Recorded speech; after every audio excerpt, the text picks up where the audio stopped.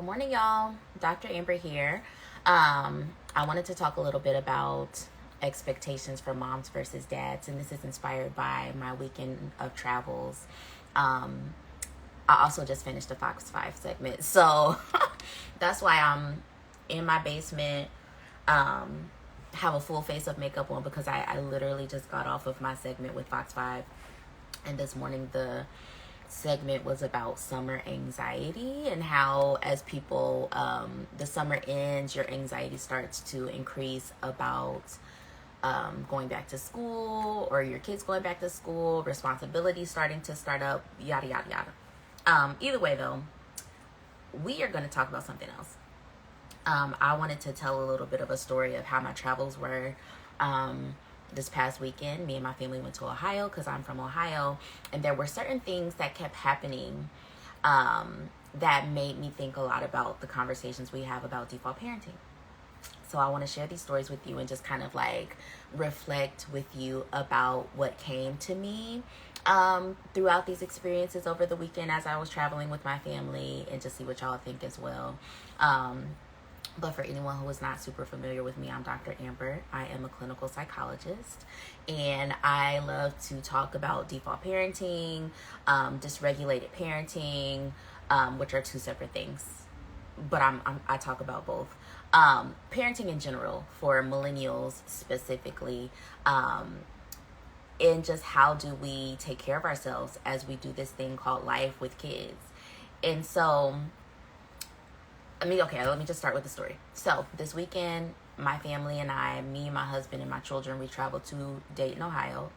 For anyone who doesn't know me personally, that's where I'm from. Even though I live in DC, I am from Dayton, Ohio, which is a very small city in Dayton, about an hour outside of Cincinnati.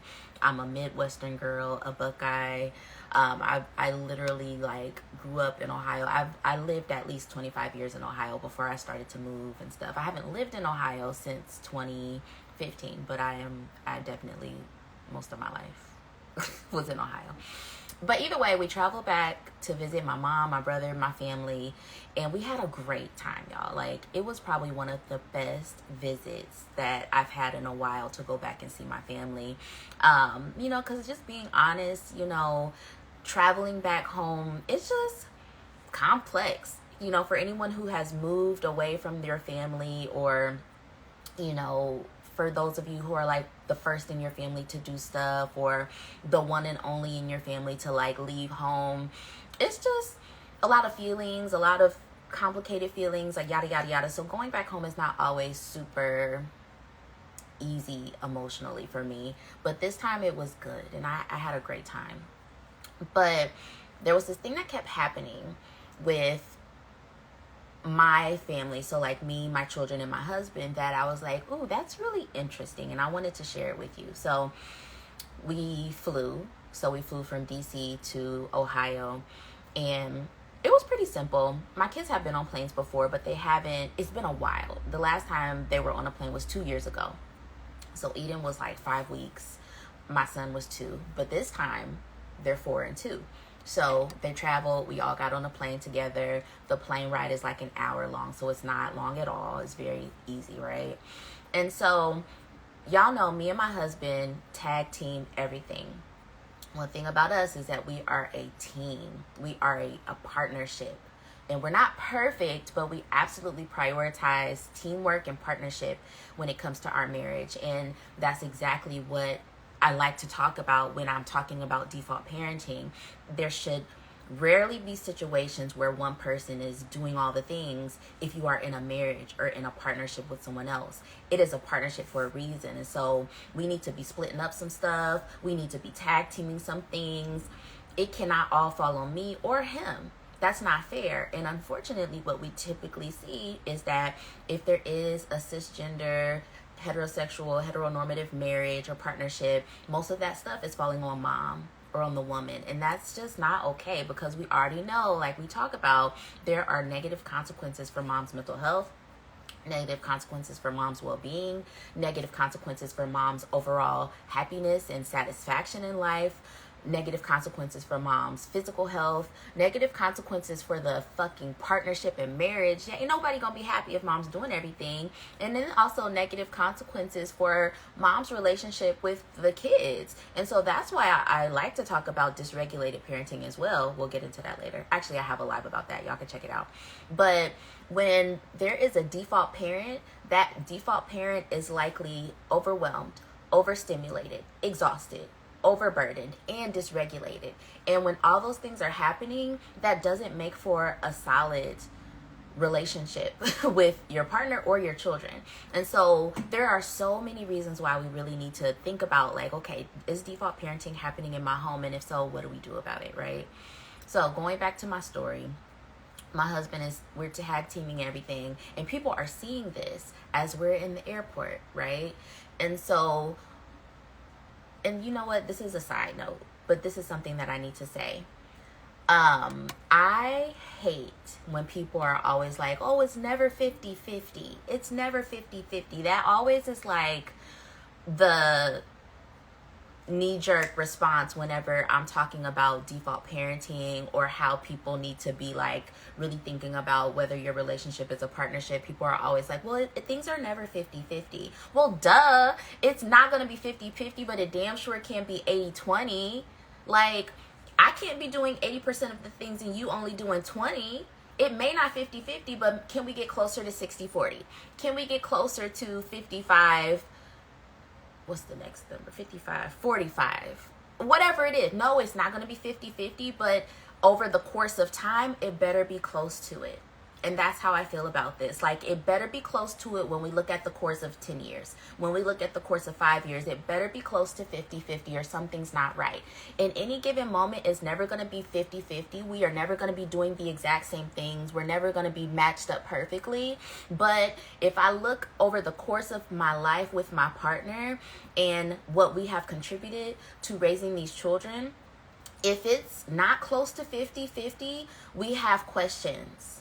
And so, sorry, I just had to say that for anybody that's always talking about, oh, it's never going to be 50-50. No, but it needs to be close to it. Yeah. So anyways, people are watching me and my husband navigate being in an airport with 2 small kids. And so what ends up happening is that we're starting to get compliments, commentary from other people, right? And sure enough, it is mostly my husband getting those compliments, right? So the way that we decided to sit, because you all know in an airplane is 3 seats in a row. So we put the kids by the window in the middle seat, and then my husband sat next to them in the aisle, and then I sat in the seat across the aisle from them, right? And so one of the first comments that we got was from the flight attendant, and she was like walking past, checking and everything, and then she stopped me and she was like, you must have a really good husband. He's a really good dad, huh? And I'm like, yeah, he's good. He's solid, right? Yeah. And she's like, yeah, like, because what I typically see when moms or families come on the airplane is that, you know, the dad, he sits down, he pulls all his stuff out, all his electronics, and he's just comfortable and good to go. And I just see the mom struggling so much with the kids, and the dad doesn't even think to help. But when I see you and your family, he's so involved, and so you've got a good one. And so I was like, yes, he's a good one. And so let's talk about this, right? Because I know that a lot of times we often talk about, like, men get praised and applauded for the things that are just basic for women and moms, right? So, like, if it were reversed and someone seeing me doing that with my kids, it wouldn't even register for someone to compliment me or someone to even think to come to me and say, oh, you're doing a good job, every now and then.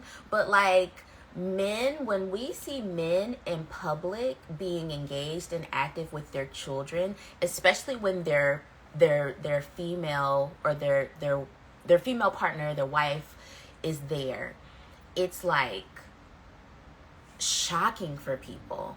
People are truly shocked when they see men and fathers fully engaging with their children and then their families.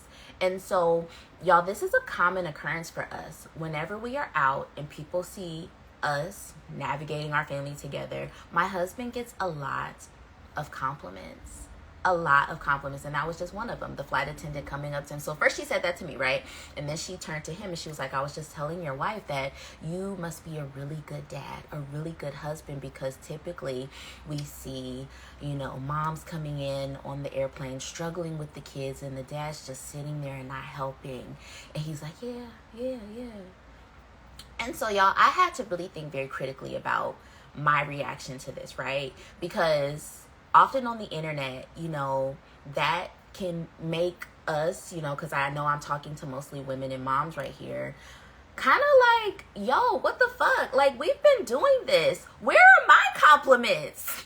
Who's gonna look at me and say, yo, you doing a good job too? If I was doing the same thing, no one would think to compliment me. However, when my husband is doing it, it's like, ooh, right?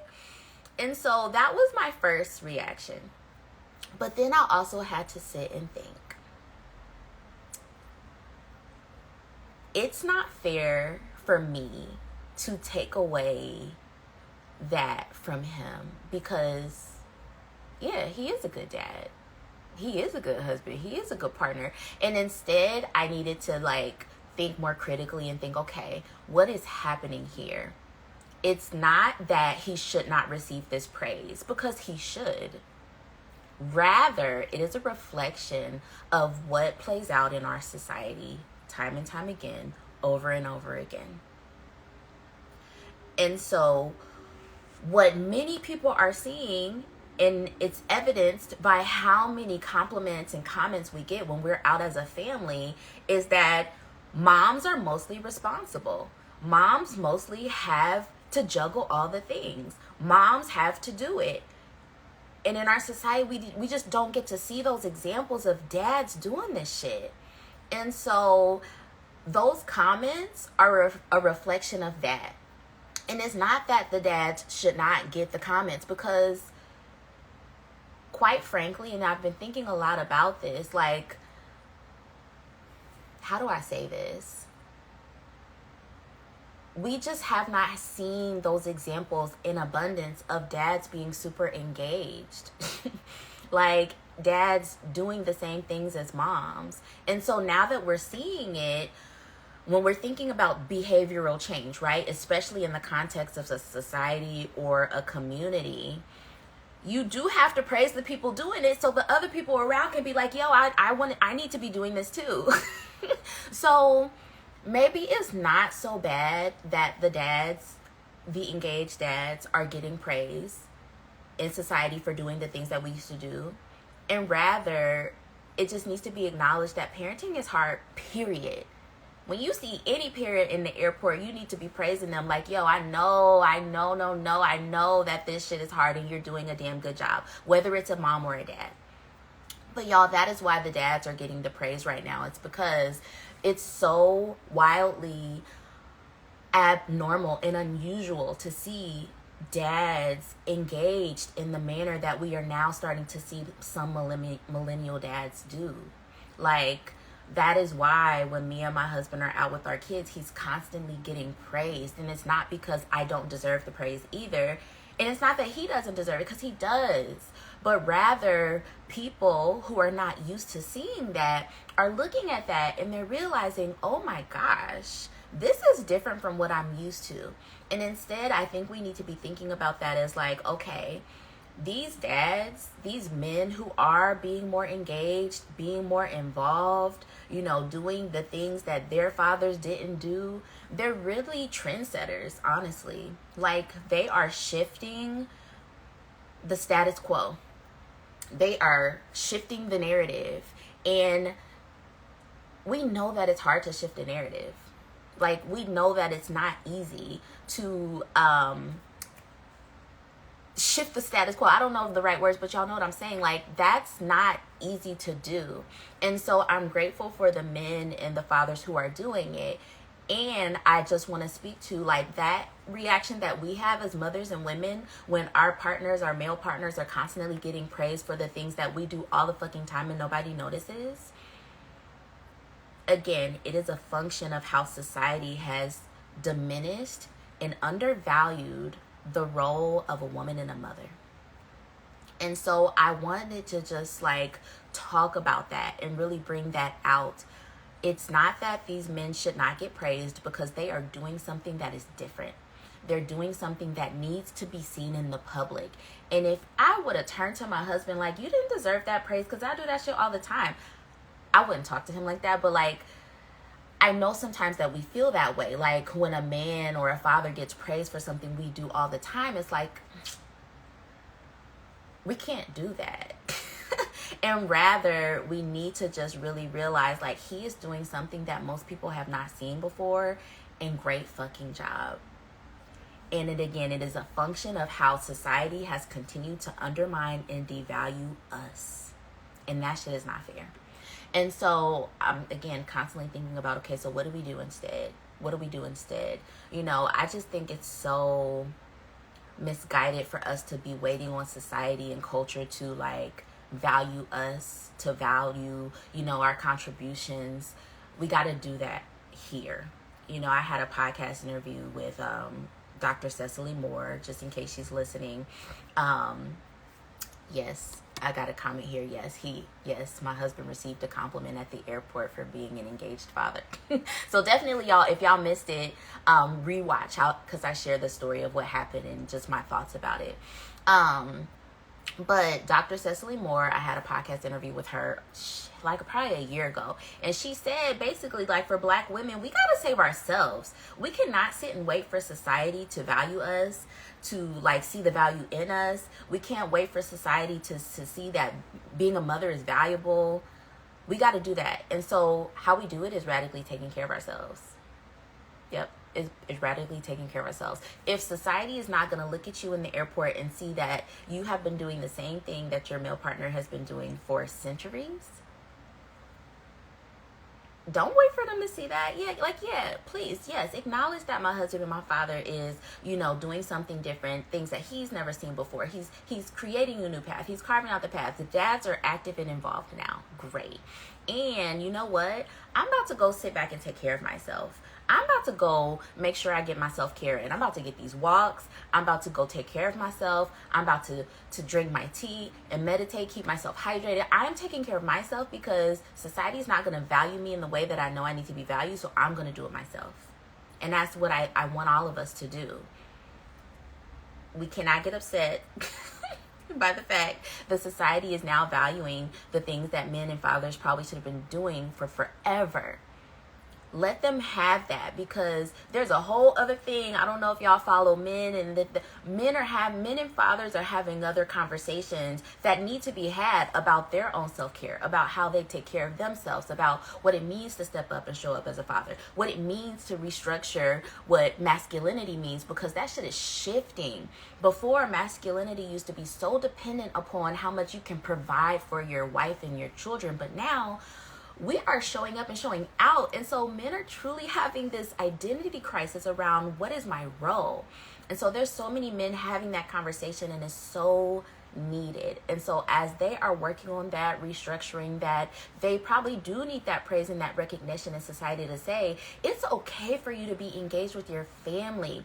It doesn't make you be less of a man. It doesn't mean that you are less masculine. Your wife does need your support in this manner. They need that. And on our end, we're going to be having these conversations about, okay, as they step up, how do we take care of ourselves in ways that we have never been able to do before? How do we step up and take care of ourselves in ways that we never even could have imagined, because we haven't seen this before? Many of us have never seen what it looks like for a woman to deeply value her mental health, her physical health, her emotional health. We now get to figure that part out as they are engaged and involved with the kids. So that was my reflections over this weekend. And again, the comments didn't stop here. Y'all, anytime me and my husband and children are with my extended family in Ohio, they are constantly commenting on how involved my husband is. And I love it because, yes, he is, and I'm grateful for him. And I love that we get to show my larger family a different way of how it can be done. Right? Like, we get to show them, like, okay, this is what the new kids are doing nowadays. Like, this is what they're doing. This is how they're doing partnership. This is how they're doing marriage. And it just helps to expand their mindset of what's possible when it comes to the role of a mom, the role of a dad, the role of a husband, the role of a wife. And I'm fine with that. I like that we get to show them something different. So that was my reflections for the weekend, and how it just related to default parenting, and just how these roles for moms and dads are really shifting. And I think it's so important and so valuable. But again, we as women and mothers, we need to be very aware of our emotional reactions to the comments, or, you know, the things that are being said to our husbands, our male partners, about their engagement. Let them have their praise. Don't you dare say to him, oh, well, you don't deserve that because I've been doing it. Don't do that. Instead, go figure out, okay, how do I now take care of myself? Because clearly this is a function of how society has devalued what it means to be a woman, to be feminine, to be a mother. Yes, we need examples of men being engaged, being active. They will get praised for things that we have been doing for millennia. Did I say that right? But now this is your opportunity. This is your chance. Go do you. Take care of you. Those things that you've been putting off for forever because you felt like you didn't have the time, girl, make the time.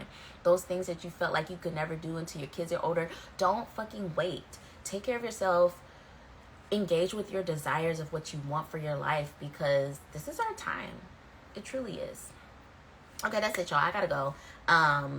I am still on summer break, so I'm about to go wash this makeup off of my face, because I don't like to sit around with makeup on. My son is at summer camp. Eden is out today, so me and Eden are going to kick it, probably go to the grocery store and just unwind and unpack, get our lives together after the weekend of travels that we had. Otherwise, it was great chatting with y'all. Let me know if y'all liked this live. Share what your thoughts were in the comments. Also, let me know if there's something else y'all want me to talk about, and I'll do a live on that later. Okay, bye y'all.